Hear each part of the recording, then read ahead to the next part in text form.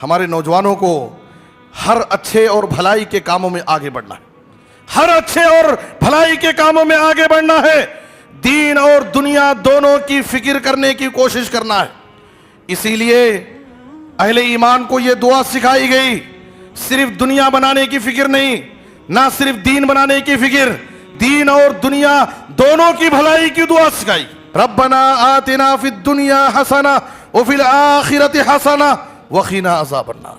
सही बुखारी की हदीस है, खादिम रसूल हजरत अनस रज़ियल्लाहु अन्हु बयान करते हैं, कान अक्सर दुआई रसूलिल्लाह सल्लल्लाहु अलैहि वसल्लम, रसूलुल्लाह सल्लल्लाहु अलैहि वसल्लम अक्सर जब भी दुआओं के लिए रब की बारगाह में हाथ उठाते तो नबी सल्लल्लाहु अलैहि वसल्लम की अक्सर यही दुआ होती थी, दुनिया और आखिरत की भलाई की दुआ।